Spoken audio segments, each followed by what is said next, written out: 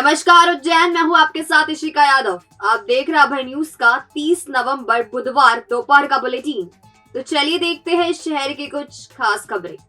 इस बुलेटिन के प्रायोजक है आर.के. डेवलपर्स। शानदार घर खरीदें अब अपने बजट में।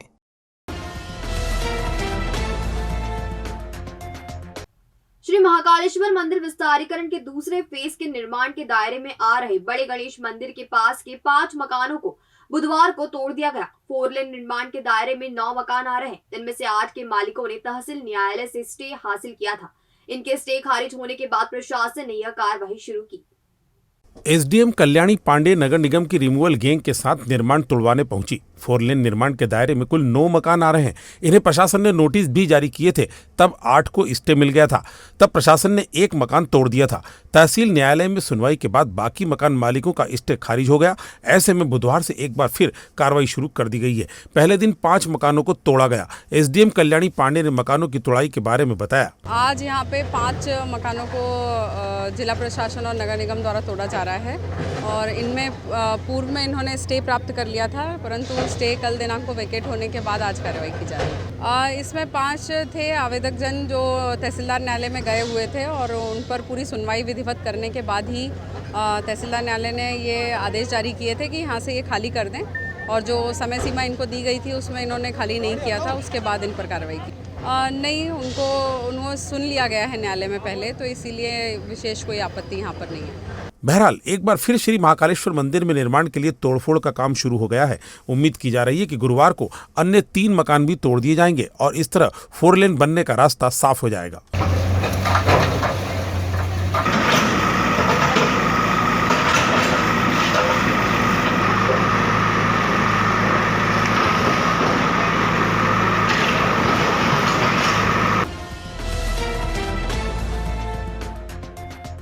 विनोद मिल की चाल के रहवासी मकान हटाने का नोटिस मिलने से खासे नाराज है। बुधवार को प्रशासनिक व्यवस्था के खिलाफ नाराजगी जताते हुए उन्होंने विधायक पारस जैन का राजनगर स्थित आवास घेर दिया। प्रशासन ने 2 दिन में चाल खाली करने का नोटिस दिया है। सुबह से ही राजनगर में विनोद मिल की चाल के रहवासी पहुंच गए। उन्होंने पारस जैन के घर के आगे धरना शुरू कर दिया। अपने साथ बिछात लेकर आए हुए रहवासियों ने भारत माता की जय के नारे से शुरुआत की। उन्होंने कहा कि अभी तो ये अंगड़ाई है, आगे और लड़ाई है। हमसे जो टकराएगा मिट्टी में मिल जाएगा। अभी तो ये अंगड़ाई है, आगे लड़ाई है। जो टकराएगा मिट्टी में मिल जाएगा। हाथों में नारों की तख्तियां थामे हुए इस प्रदर्शन में बड़ी संख्या में महिला और बच्चे भी शामिल हुए। रहवासियों का कहना था कि वह अपनी जगह से नहीं हटेंगे। धरने के संबंध में रहवासी राकेश यादव ने बताया, तो इसी विरोध में आज हम यहाँ आए हमारे क्षेत्रीय विधायक पारस जी जैन साहब के पास कि आज शिवराज सिंह जी भी उज्जैन में है, कलेक्टर साहब भी उज्जैन में है और माननीय विधायक साहब भी उज्जैन में है। तो तीनों मुखिया हैं। आज हमारा कुछ भी उसमें निकाल हो सकता है, यही आशा के साथ हम यहाँ आए हैं। और कल से हम, अगर हमारी कोई सुनवाई नहीं होती है तो कल से हम विनोद मिल गेट पे मंच बनाकर धरना देंगे। हमारी महिला मोर्चा वाले सब हमारे वहाँ भूख हड़ताल पर बैठेंगे और सलंग ये आंदोलन सतत जारी रहेगा। हम पीछे हटने वाले नहीं हैं। प्रदर्शन के संबंध में अभिभाषक हेमंत नागर ने बताया, हमारे मालिकाना अधिकार की मांग है कि हमको यहाँ का मालिकाना अधिकार दिया जाए। इस समय में थोड़ा सा मैं आपसे निवेदन करूँगा कि जब अभी पिछली बार जब सीएम साहब यहाँ पर आए थे तो माननीय पारस जी भी हमारे साथ में थे। पारस जी ने एक प्रपोजल रखा था कि देखो भाई ये क्या है कि आपके मकान तो हम यहाँ से हटाएंगे, तो मकान यहाँ से हटाओगे फिर करोगे क्या, ये तो हमको बताओ। तो उन्हें बात बोली थी कि हम जो ये विनोद मिल परिसर जो है इसी में हम आपको कहीं ना कहीं 700 स्क्वायर फीट की ज़मीन देंगे, ताकि आप अपने यहाँ के जो भी टीम टाम है अपने यहाँ से समेट के और आप वहाँ जाके बना सकते हो। वहाँ पे वो फ्री आप चार्ज दिए जाएंगे 700 स्क्वायर फीट। हमने उनसे कहा था कि 700 स्क्वायर फीट बहुत कम होता है, मजदूरों के परिवार बढ़ गए हैं, करीब करीब हमको 1000 स्क्वायर फीट चाहिए, नहीं तो कम से कम 800 चाहिए थे। तो पारस जी ने हमको आश्वासन दिया था कि कलेक्टर साहब से बात करके और बातचीत की जाएगी।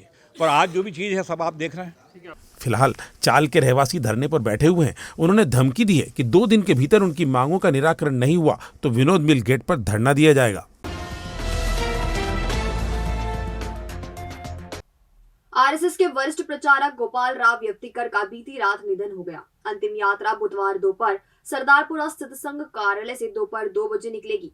यप्तिकर जी के निधन पर शोक जताने के लिए सीएम शिवराज सिंह चौहान उज्जैन पहुंचे। 85 साल के गोपाल राव यवतीकर मूलतः महाराष्ट्र के रहने वाले थे। वो बहुत कम उम्र में ही आरएसएस से जुड़ गए थे। उन्हें संघ की तरफ से बहुत ही महत्वपूर्ण जिम्मेदारियां भी दी गई। गहरे आतंकवाद के दौर में वह पंजाब में सिख संगत का काम देख रहे थे। वह वनवासी कल्याण आश्रम में भी रहे। भोपाल के विभाग प्रचारक रहते हुए उन्होंने प्रदेश में भाजपा को मजबूत करने में बड़ी महत्वपूर्ण भूमिका निभाई है। करीब 8 दिन पहले स्वास्थ्य खराब होने पर वह उज्जैन आ गए थे और यहीं आराधना कार्यालय में रह रहे थे। यहीं उन्होंने अंतिम सांस ली। यवतीकर जी के निधन पर सीएम शिवराज सिंह चौहान ने गहरा दुख जताते हुए उनसे जुड़ी अपनी यादें साझा की। गोपाल जी व्यक्ति नहीं, विचार थे, संस्था थे, प्रेरणा थे। उन्होंने स्वयं का पूरा जीवन तो भारत माता की सेवा में समर्पित किया था, लेकिन हमारे जैसे लाखों लाख स्वयं सेवक भी उनके हाथों तैयार हुए, प्रेरणा से तैयार हुए। बचपन में भोपाल में वो हमारे विभाग प्रचारक, तब मैं उनके संपर्क में आया था और उनकी प्रेरणा, उनके जीवन, उनके आदर्श, वो काम करने की हमारी प्रेरणा बने।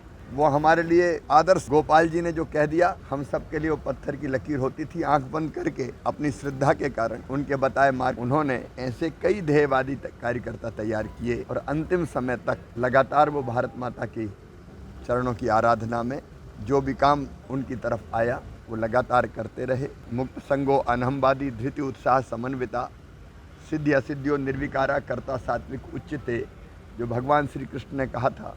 वे एक सात्विक कार्यकर्ता थे, आदर्श थे, प्रेरणा थे।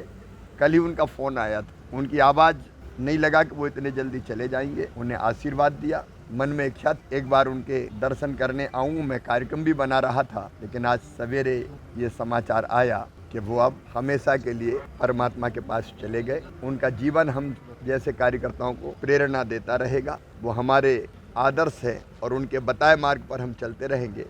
उनके चरणों में प्रणाम।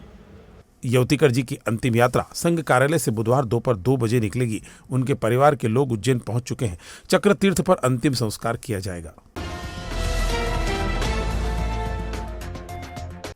हरिफाटक ब्रिज पर इंदौर गेट की तरफ पुल पर चढ़ते समय एक ट्रक की ब्रेक मंगलवार रात फेल हो गए। इससे ट्रक तेजी से पीछे की तरफ खिसक गया और असंतुलित होकर इसने पुल की बाउंड्री तोड़ दी। हादसे के कारण ब्रिज पर जाम लग गया। कोटा से इंदौर जा रहा ट्रक क्रमांक RJ32 GA 6119 गदा पुलिया की तरफ से रात करीब 2 बजे पुल पर चढ़ रहा था। इस दौरान पुल पर तकनीकी खराबी के कारण ट्रक अचानक बंद हो गया। ट्रक में आटे की बोरियां थी। ड्राइवर रामचंद्र ने ट्रक जब दोबारा स्टार्ट किया तो उसके ब्रेक फेल हो गए और वह पीछे की तरफ लुढ़क गया और पुल की बाउंड्री वाल तोड़ दी। शुक्र यह रहा कि हादसा रात के समय हुआ और कोई भी व्यक्ति हताहत नहीं हुआ। क्लीनर शंकर लाल ने बताया कि मतलब इधर से आ रहा था मैं, इधर से, तो वहाँ जाके गाड़ी बंद हो गई। बंद होने के बाद मैं स्टार्ट करने लगा तो प्रेशर डाउन हो गया, तो स्टार्ट नहीं हुआ गाड़ी, रिवर्स में आ गई गाड़ी, तो मैंने काटी, गाड़ी कटी नहीं। हाँ, कोटा से इंदौर। हादसे के कारण बुधवार की सुबह हरिफाटक ब्रिज पर जाम लगा रहा। क्रेन से खींचकर ट्रक को नीचे उतारा गया और इसके बाद ट्रैफिक को बहाल किया गया। श्री जी हॉस्पिटल उज्जैन शहर के लिए चिकित्सा जगत में नई सौगात। सर्व सुविधा युक्त अस्पताल जहां आधुनिक मशीनों और अनुभवी डॉक्टर्स द्वारा किया जाता है उपचार। घर जैसे वातावरण में सभी बीमारियों का इलाज नॉमिनल शुल्क में। स्वास्थ्य समस्याओं के बेहतर उपचार के लिए एक ही नाम, Shri ji hospital. Director Sachin Thakur, director Virendra Singh Rajput, director Sandeep Anjana के नेतृत्व में हॉस्पिटल का संचालन होता है। हमारा पता 1 देसाई नगर, विक्रम मार्ग, फ्रीगंज, उज्जैन। संपर्क 0734495086 या 9827273232। 2 तालाब पर साथी को छोड़ने गए पेंटर का सिर 3 युवकों ने पत्थर मारकर फोड़ दिया। घायल पेंटर को उपचार के लिए अस्पताल में भर्ती कराया गया है। न्यू इंदिरा नगर का निवासी पेशे से पेंटर 36 साल का भागीरथ पिता तुलसीराम सूर्यवंशी अपने साथी पेंटर को छोड़ने के बाद 2 तालाब पर पीपल के पेड़ के पास खड़ा हुआ था। इसी दौरान 3 युवक आए और उन्होंने भागीरथ पर पथराव कर दिया। सिर पर पत्थर लगने से भागीरथ जमीन पर गिर पड़े तो युवक भाग निकले। घायल भागीरथ को उपचार के लिए अस्पताल में भर्ती कराया गया है। घायल भागीरथ सूर्यवंशी ने बताया, सर मैं 2 तालाब के पास में खड़ा था, पीपल के पेड़ के पास। 3-4 लोग जने आए, उन्होंने पत्थरबाजी करी और मुझे सर में चोट आने के बाद और मेरे को फिर कुछ भी नहीं मालूम क्या हुआ। थाने को सोचता तो मम्मी पापा ने कर दी होगी। पुलिस ने भागीरथ की रिपोर्ट पर प्रकरण दर्ज कर लिया है। आरोपियों की पहचान की जा रही है। रबी सीजन की मुख्य फसल गेहूं में डालने के लिए किसानों को यूरिया नहीं मिल रहा है। किसानों की इस परेशानी पर भारतीय किसान संघ ने आवाज बुलंद की और कृषि विभाग के उप संचालक के दफ्तर के बाहर धरना दिया। तहसील अध्यक्ष मानसी चौधरी ने प्रदर्शन करते समय यह आरोप लगाया कि बड़े स्तर पर यूरिया की कालाबाजारी हो रही है। नरवर वेयरहाउस में यूरिया का स्टॉक होने के बावजूद भी किसानों को नहीं दिया जा रहा है। किसानों ने यूरिया के लिए कर्ज ले रखा है, लेकिन बावजूद इसके उन्हें यूरिया नहीं मिल रहा है। आइए मानसी चौधरी से जानते हैं प्रदर्शन के बारे में।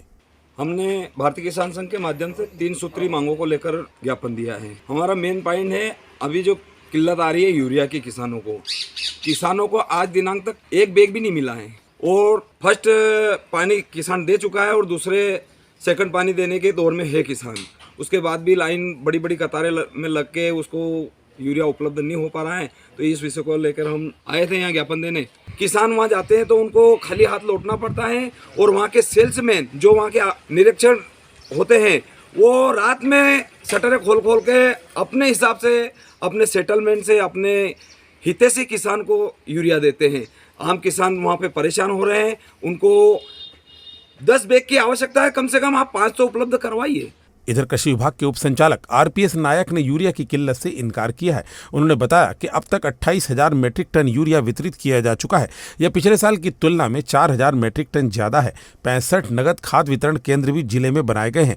किसानों की डिमांड को देखते हुए एक रेक यूरिया की और डिमांड की गई है। जिंदाबाद जिंदाबाद जिंदाबाद, कौन बनाता है हिंदुस्तान, भारत का मजदूर किसान। शहर की जल प्रदाय व्यवस्था के प्रमुख स्रोत गंभीर बांध के ट्रीटमेंट प्लांट में मेंटेनेंस कार्य के चलते शुक्रवार को शहर में जल प्रदाय नहीं किया जाएगा। आम शहरी गुरुवार को ही पानी बचा कर रखें ताकि दिक्कत ना हो।